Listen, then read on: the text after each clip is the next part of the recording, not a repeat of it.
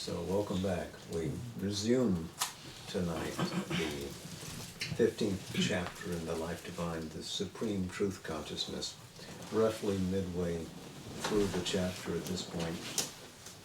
Sri Aurobindo opened by noting that the supermind is the nature of the divine being.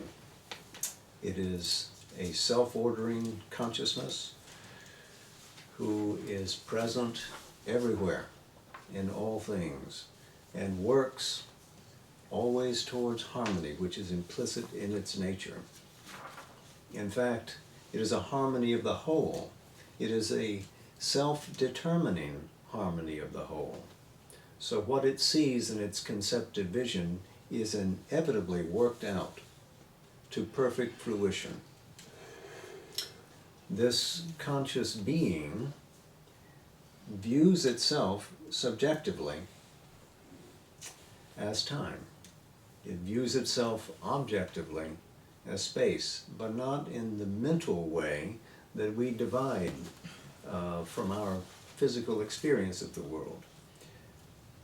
The harmony in space and the harmony in time always work out what is seen in that supreme vision through the shock and struggle and embrace and conjoinment of forces and forms.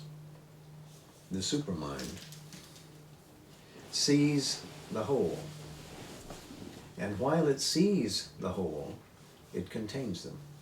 All are part and parcel of its great being. Therefore, it governs with impeccable self-vision. And so we begin with this as the backdrop for the conclusion of the chapter tonight. So, he writes, "This then is the first operative principle of the divine supermind. It is a cosmic vision which is all-comprehensive, all-pervading, all-inhabiting. Because it comprehends all things, in being and static self-awareness, subjective, timeless, spaceless, therefore it comprehends all things in dynamic knowledge and governs their objective self-embodiment in space and time." So there is a wide basis of being, suggestive of the Vedic term mahas, for the vast, which is the foundation of all things, comprehending them all. But the comprehension is not simply containment, it is also implicitly oneness in consciousness. And so all things, whether they're in space or in time, occur inside this being, in its own subjective content first, and then, in a sense, are precipitated into form. So all events occur inside and then become fashioned into form. Just as we say in later mysticism, as above, so below. All things are determined above, and slowly they precipitate into action. The same thing is essentially true in the supramental consciousness, but the seeing is the doing. But the seeing comes first. Yeah? He continues, "In this consciousness, the knower, knowledge, and the known are not different entities, but fundamentally one." So here we're back to the old Vedantic formulary, separating the one who knows, the subject, from the object of knowledge, and the thing that unites them is, of course, the knowledge. But in the supramental consciousness, he says, they are fundamentally one, not divided. Are they ever divided? He continues, "Our mentality makes a distinction between these three because without distinctions it cannot proceed. losing its proper means and fundamental law of action, it becomes motionless and inactive. Therefore, even when I regard myself mentally, I have still to make this distinction. I am as the knower. What I observe in myself, I regard as the object of my knowledge, myself yet not myself. Knowledge is an operation by which I link the knower to the known. So this is entirely a psychological experience which he's speaking about here. The object of knowledge is contained within the psychological regard. He continues, but the artificiality, the purely practical and utilitarian character of this operation is evident. It is evident that it does not represent the fundamental truth of things. In reality, I, the knower, am the consciousness which knows. The knowledge is that consciousness, myself, operating. The known is also myself, a form or movement of the same consciousness. The three are clearly one existence, one movement, indivisible, though seeming to be divided, not distributed between its forms, although appearing to distribute itself and to stand separate in each.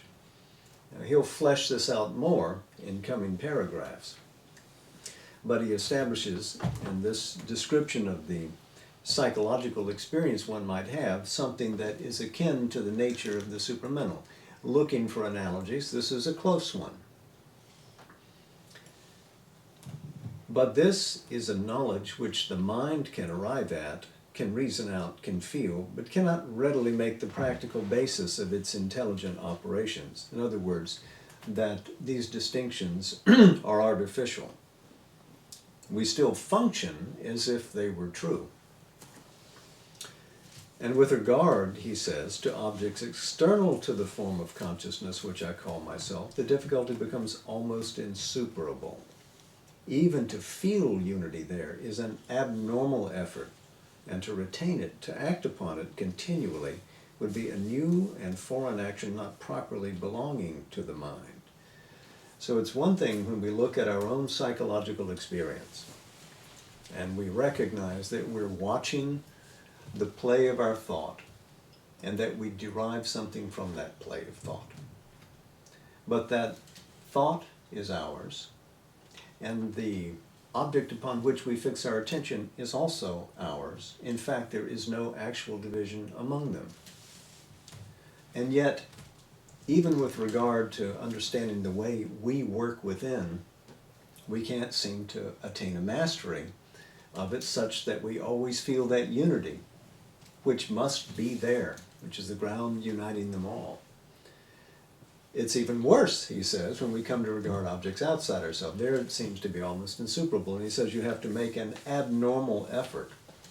You can say something that takes you beyond the normal, something that is yogic, that takes you into a vast communion with the universe around, or with the transcendent that is behind all apparent becomings.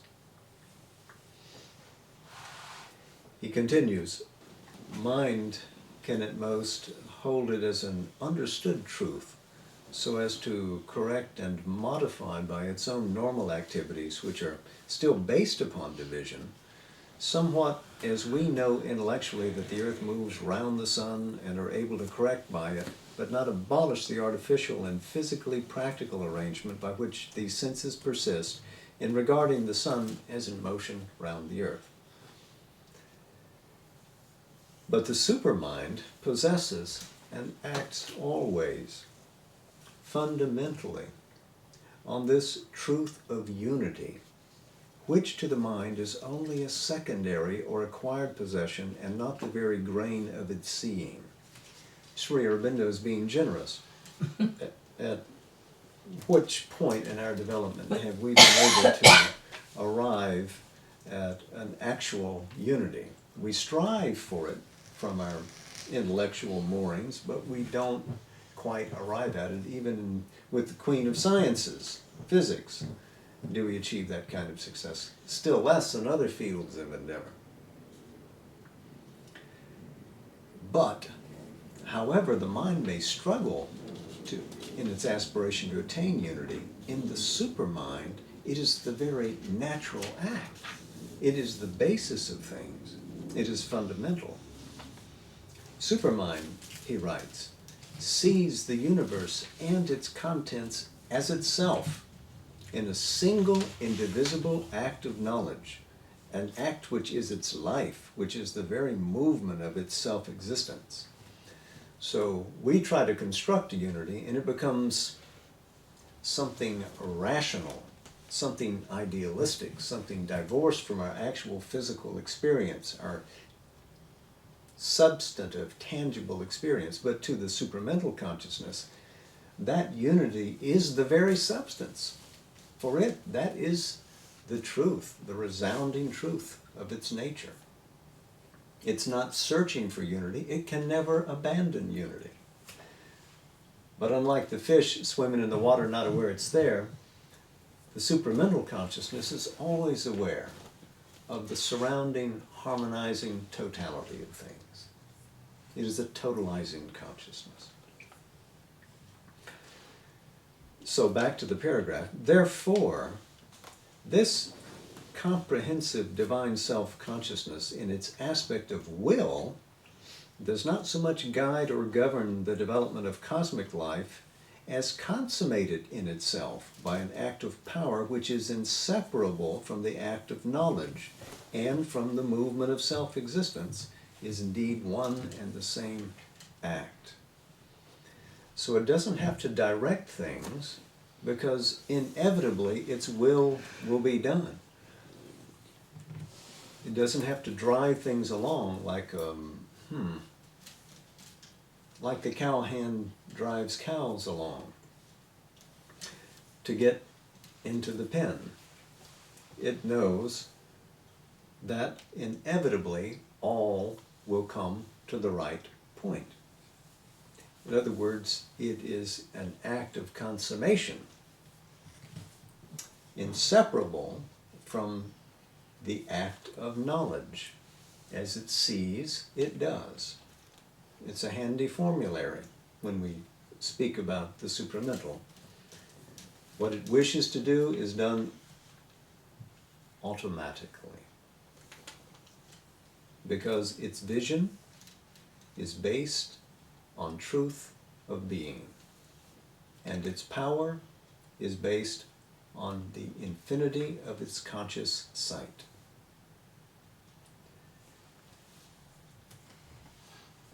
So he continues and concludes the paragraph, the following two sentences. For we have seen that universal force and universal consciousness are one. Cosmic force is the operation of cosmic consciousness. So also, divine knowledge and divine will are one. They are the same fundamental movement or act of existence. Here we are, back grounded in Satchit Ananda, the one reality. Existence, consciousness, bliss.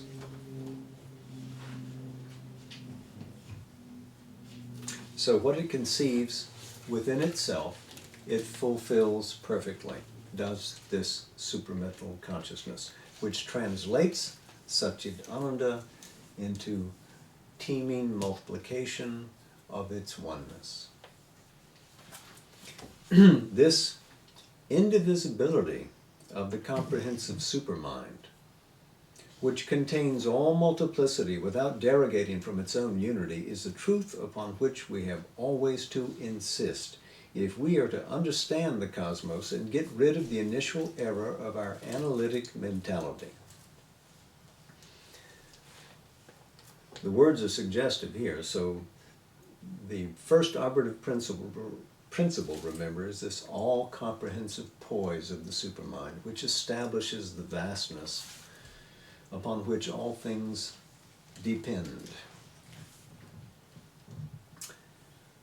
And then, all the multiplicity that arises from that are part of its unity, cannot be abrogated. And how we understand the cosmos depends upon whether we understand and can move into oneness with this concept. Can our mind be drawn upwards through this idea to actually experience that oneness? Ultimately, we must do that. But the analytic mentality stands apart. Of course, the mind analyzes, divides, as we've said before, into parts. And having divided them successfully, wants to refashion them again. Never fully succeeding in that. So the supramental is comprehensive and contains the vast multiplicity of the universe, and the analytical mind tries to understand a part at a time and then to fashion a unity built upon its understanding of the parts. So now we move to an analogy which illustrates what he means. A tree evolves out of the seed which it is already, a seed, we'll do this until we get it right. Or I'll do this until I get it right. A tree evolves out of the seed in which it is already contained. The seed out of the tree. A fixed law, an invariable process, reigns in the permanence of the form of manifestation which we call a tree. The mind regards this phenomenon, this birth, life, and reproduction of the tree, as a thing in itself, and on that basis studies, classes, and explains it. It explains the tree by the seed by the tree. It declares a law of nature. So Sri Aurobindo is using amusing language, but his point is that we analyze and describe, but we do not explain thereby.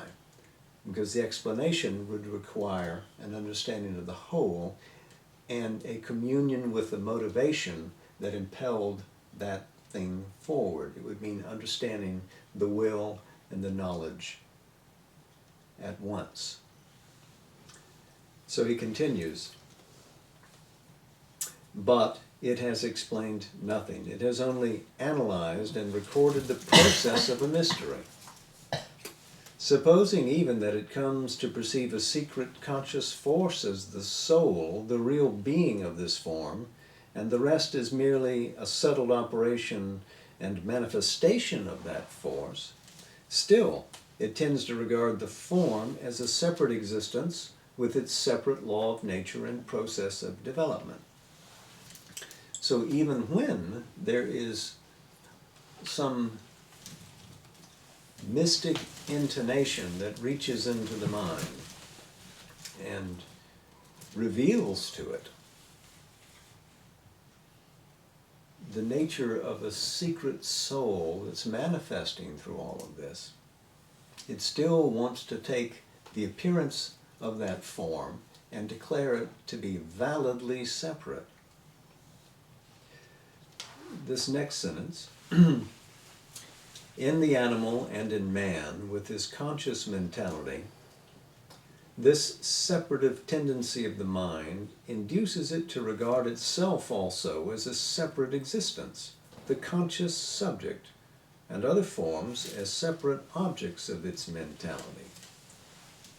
This useful arrangement, necessary to life and the first basis of all its practice, is accepted by the mind as an actual fact, and thence proceeds all the error of the ego.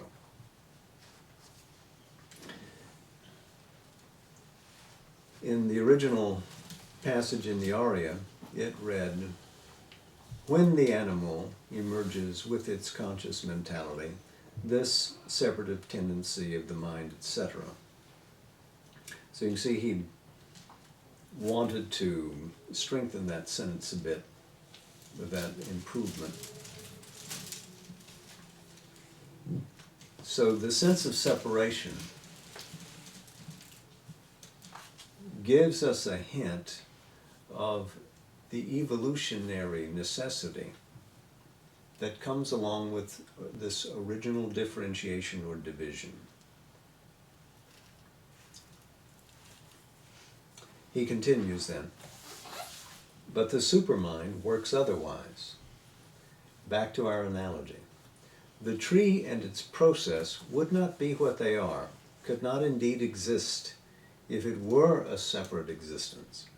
Forms are what they are by the force of the cosmic existence. They develop as they do as a result of their relation to it and to all its other manifestations.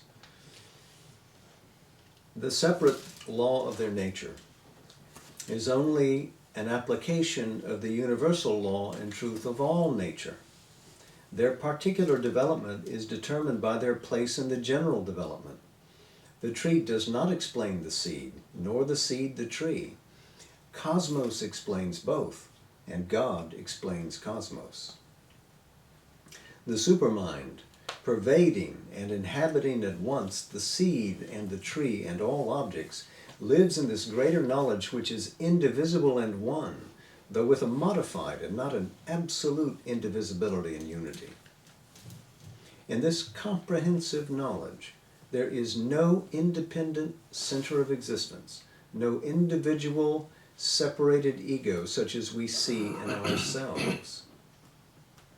The whole of existence is to its self-awareness an equable extension, one in oneness, one in multiplicity, one in all conditions and everywhere. Here, the all and the one are the same existence. The individual being does not and cannot lose the consciousness of its identity with all beings and with the one being, for that identity is inherent in supramental cognition, a part of the supramental self-evidence. So we're back to the big picture here. If you want to understand anything in the universe or any particularized law, movement of becoming, or form or shape, you have to get back to the whole of the cosmic consciousness. You have to understand all from that vast awareness. It is the all which explains each. And the all is a manifestation of the Godhead. There is that oneness which becomes multiple without abrogating that oneness.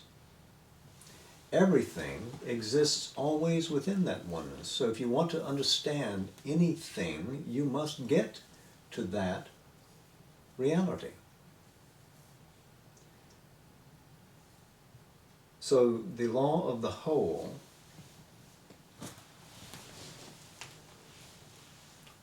leads us from the transcendent to the cosmic, to the specific, to the particular.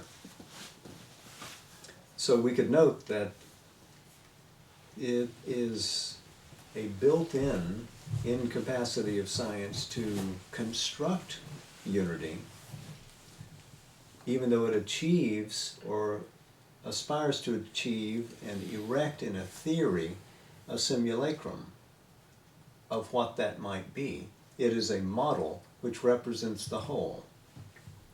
If your consciousness ascends into that, the model is unnecessary because you live in oneness with it. That's the nature of the supramental. It does not need a model. It does not need the mind's inventions to mimic what it does, because it is that automatically. Some improvements Sri Aurobindo made to the language here. If you see that phrase, there is no independent center of existence. Originally it read, there is no center of existence, no individual embodied ego. So you can see in reconstructing that to say there is no independent center of existence, no individual separated ego. He really strikes at the heart of what he means here. He describes it better. We like to think, housed in egoism, that we are the center of the universe, or at least we can defend ourselves against the whole of the world. But that is utterly impossible, because we are always part of the context. We're always part of the universe. We're an expression of the universal consciousness. There is no such thing as separation. Alienation can only exist as a temporary function of the self-divided mind. It cannot be part of the self-uniting self, capital S. That awareness is always aware of harmony, always aware of the totality, aware of the all in the one, of the one in the all. So, his next paragraph, by the way, when he said, here, the all and the one are the same existence, he's speaking about the supramental consciousness. We'll eventually speak about the mind per se. In that spacious equality of oneness, the being is not divided and distributed, equably self-extended, pervading its extension as one, inhabiting as one the multiplicity of forms. It is everywhere at once, the single and equal Brahman. Everywhere at once, the single, the equal Brahman. So that reality stands at the center of all things, and all things float in the reality of that great sea of conscious being. It is the same Brahman in all things, whether it seems high or low. It is the same divine reality. He writes, for this extension of the being in time and space, and this pervasion and indwelling is in intimate relation with the absolute unity from which it has proceeded, with that absolute indivisible in which there is no center or circumference, but only the timeless and spaceless one. So this great reality extends itself into time and space, pervades it, dwells inside each thing and in the whole, in the all, but without being divided. Even though it has become multiplied, as he said in the chapter, The Pure Existence, endlessly to the view, it is still indivisible as a single reality. And there is no center to it. There is no circumference to it. Housed in the spaceless and timeless one. A la Giordano Bruno. But Bruno was simply talking about the universe. Sri Aurobindo is here talking about the supermind and not the universe as a physical extension merely. But all that arises in manifestation arises in the supramental consciousness and has that as its secret reality. We think of rising somewhere to the supramental consciousness, but the supramental is everywhere, isn't it? It must be an omnipresent reality.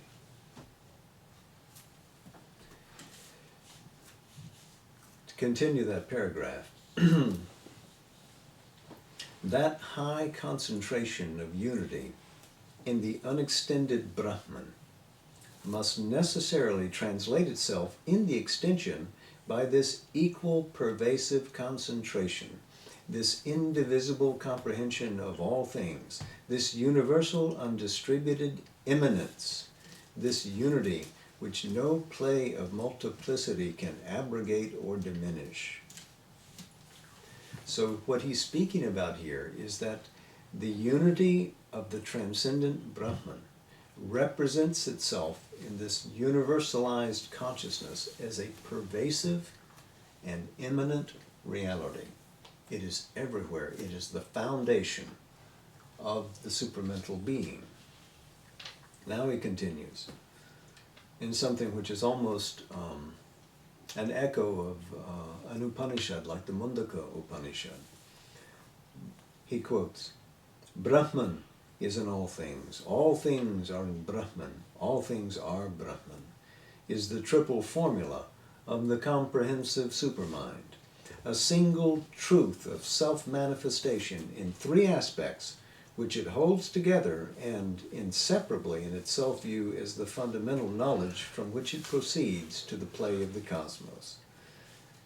So it's in all things are part of it, and all things are it. Back to that idea of the peacock's fan. The all regarding each regarding the all, and all are part of the one. There is only one.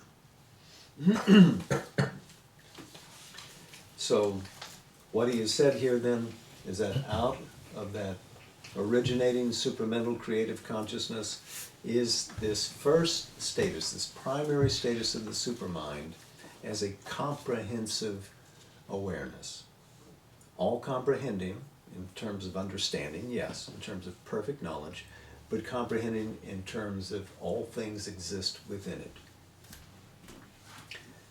So that's the nature, the first nature, you might say, of the supermind. Now he asks the question that brings it home to us. But what then is the origin of mentality and the organization of this lower consciousness in the triple terms of mind, life, and matter, which is our view of the universe?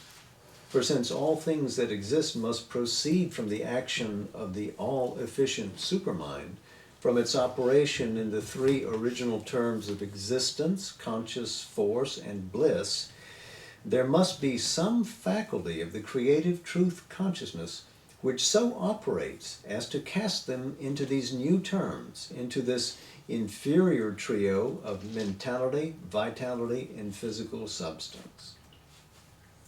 So how do we transition from this all-in-one consciousness, where unity is fundamental, to this experience of a divided cosmos that is our day-to-day life?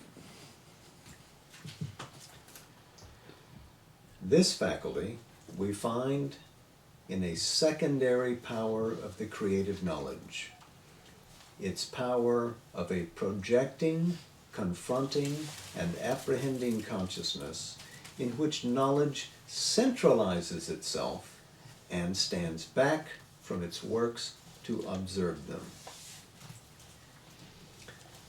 So from this supreme level of the supermind to a secondary, which is apprehending.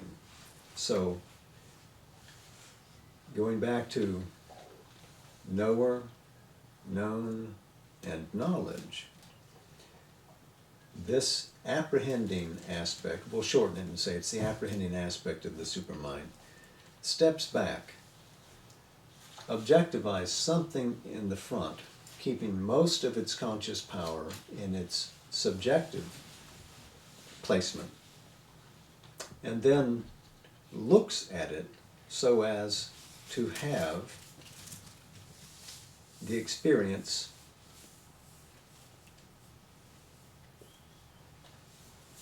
of a play of consciousness. So it has not divorced itself from unity. It's aware that here I am, and I've placed something of myself out here. If, and for instance, you lift your hand and you place it in front of you, you can look at it and say, oh, that's my hand. But you know it's your hand. So the supramental ground of unity has not been lost. Yet, there is an emphasis placed on the conscious surveying of the scene. Consciousness assumes paramount position.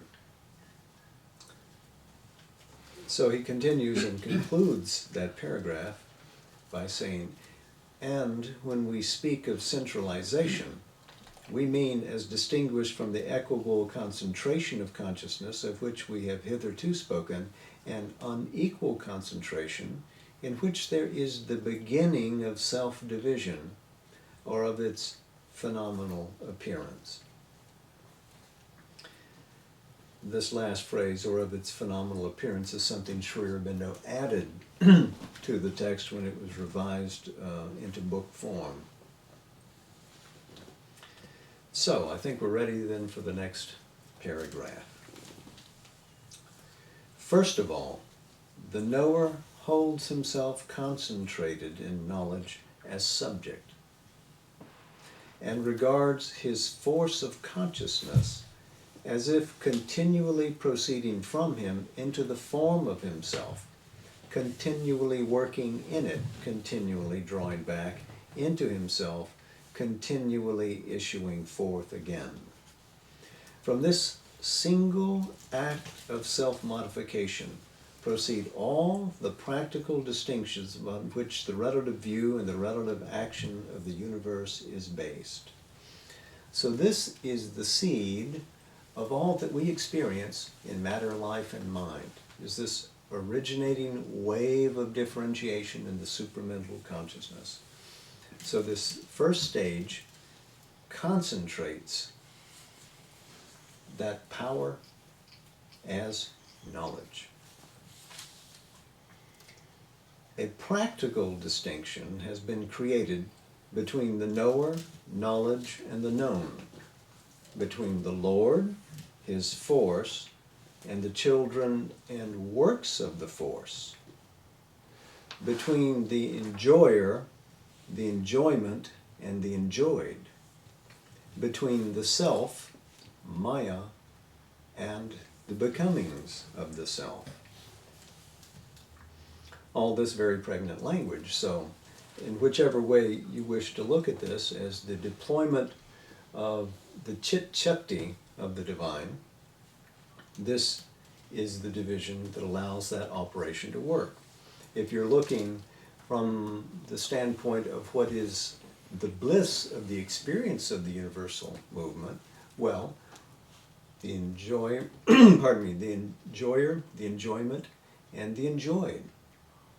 And if you're looking at it from the vast philosophy of the Vedanta, the self which stands back regarding all things, absorbed in its own consciousness, Maya which measures out the infinite from that, and the various becomings of the self, seemingly exterior but always part of that only self that is. Remember, the one self is all.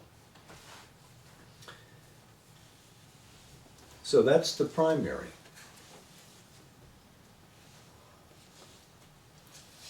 The first movement of that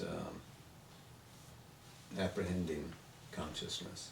Secondly, this conscious soul concentrated in knowledge, this Purusha observing and governing the force that has gone forth from him, his Shakti or Prakriti, repeats himself in every form of himself. Again, this harkens back to Sri Aurobindo's language in that chapter, The Pure Existence, when he describes the multiplication of that being endlessly to the view. He accompanies, as it were, his force of consciousness into its works, and reproduces there the act of self-division from which this apprehending consciousness is born. So this same person stands in the center of everything created in that manifestation. He's speaking here obviously about the supramental consciousness, but there at the center of all the multiplicity is that same being. But he also reproduces that principle of self-division. So while he stands there, that possibility of drawing back into being the knower and looking at the known to have the knowledge becomes a potentiality. He writes,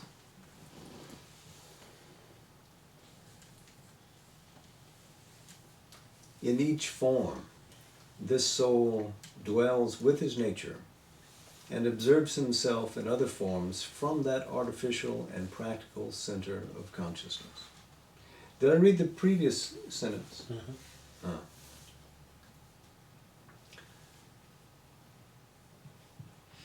So soul and nature dwell together, but he observes himself in other forms from that center of consciousness.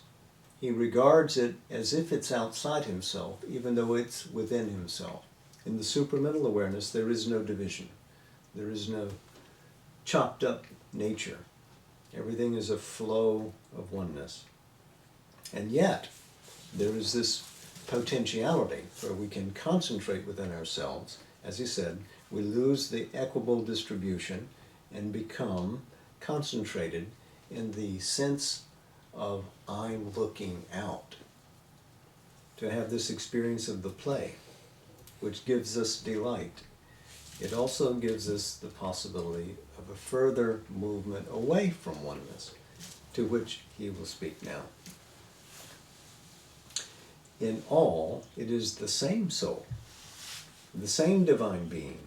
The multiplication of centers is only a practical act of consciousness, intended to institute a play of difference, of mutuality, mutual knowledge, mutual shock of force, mutual enjoyment, a difference based upon essential unity, a unity realized on a practical basis of difference.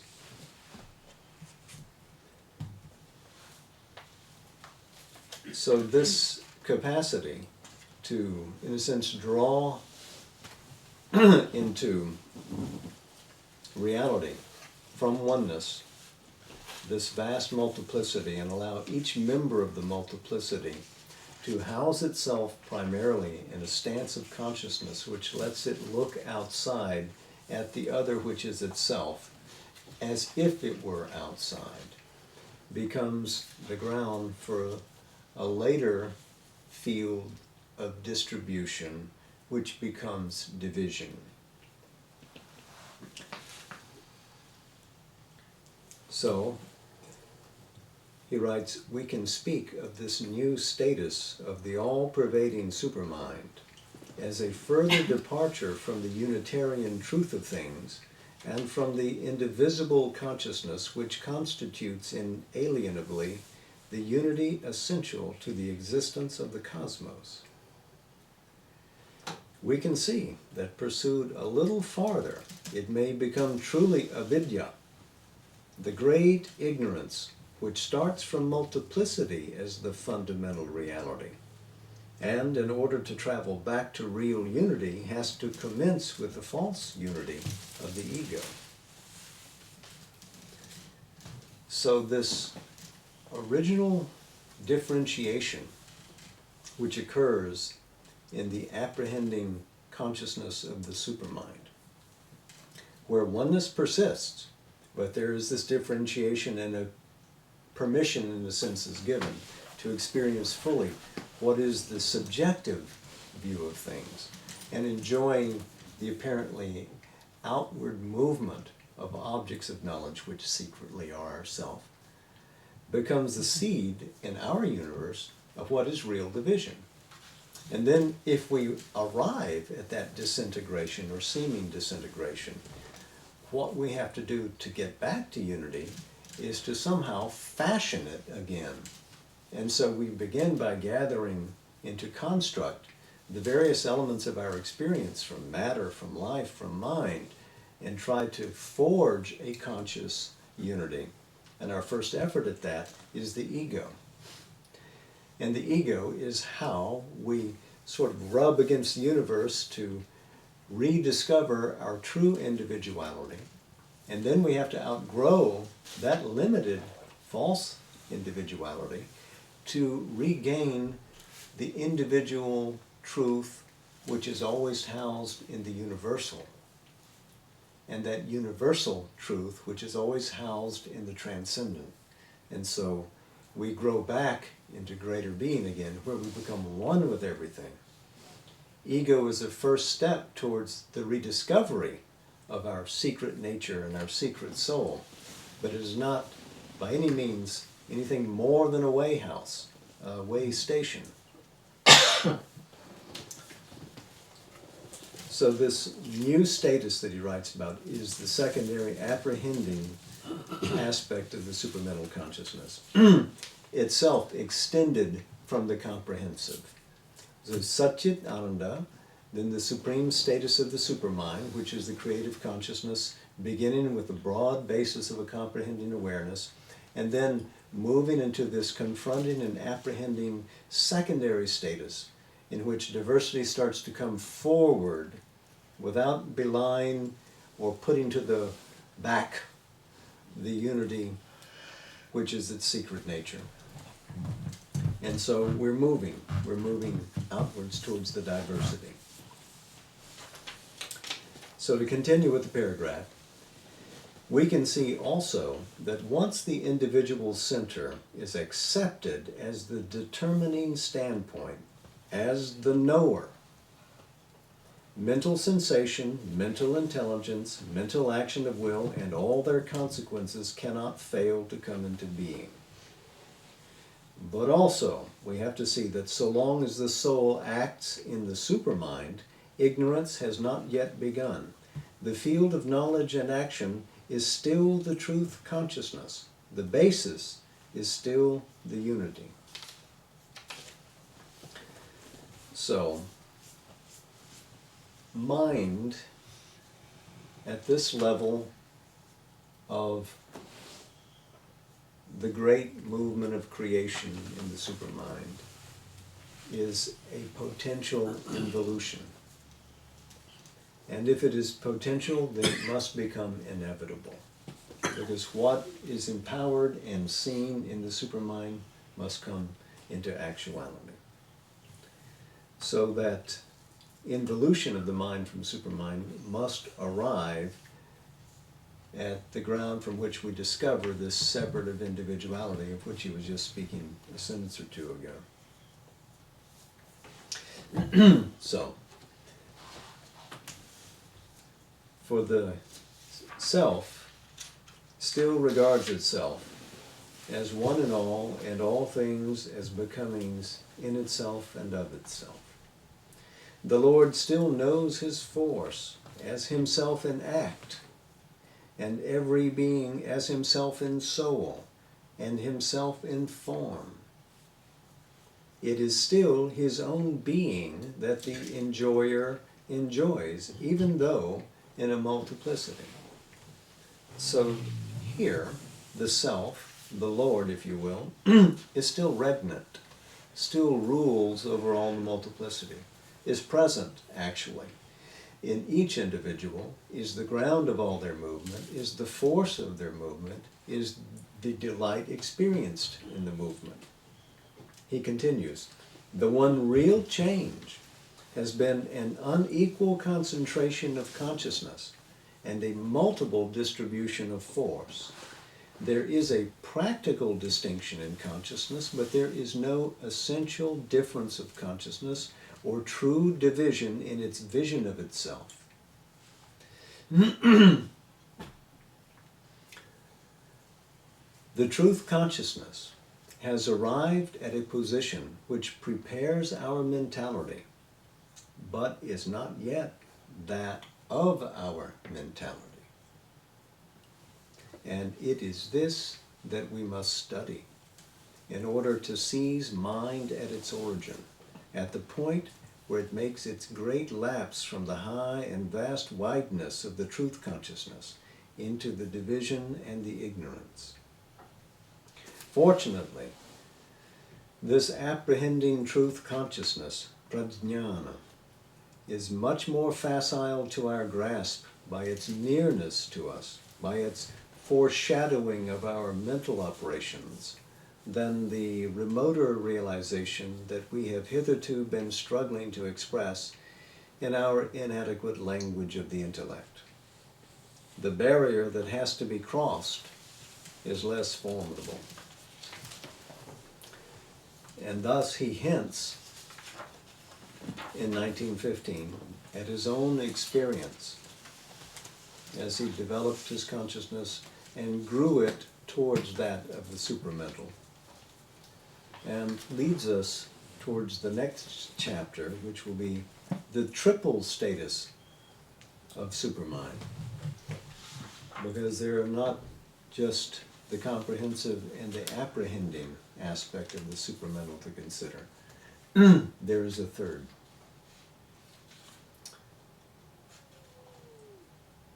Ingenious.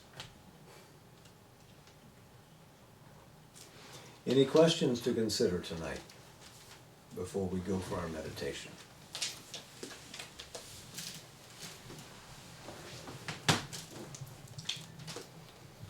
If I might be permitted to read a passage from Savitri, this is something that will echo some of the lines in the Life Divine tonight.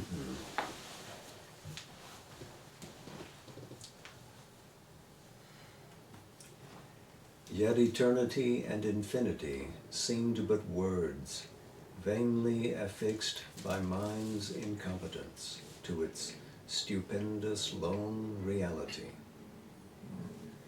The world is but a spark burst from its light, all moments flashes from its timelessness, all objects glimmerings of the bodiless that disappear from mind when that is seen. It held, as if a shield before its face, a consciousness that saw without a seer, the truth where knowledge is not, nor knower, nor known, the love enamored of its own delight, in which the lover is not, nor the beloved, bringing their personal passion into the vast, the force omnipotent in quietude, the bliss that none can ever hope to taste. It cancelled the convincing cheat of self. A truth in nothingness was its mighty clue. If all existence could renounce to be, and being take refuge in non-being's arms, and non-being could strike out its ciphered round, some luster of that reality might appear. This is Book 7, Canto 6, Nirvana and the all-negating Absolute. So, spring has come. Let us spring into psychic action. Jai Ma. Jai Ma. Namaste.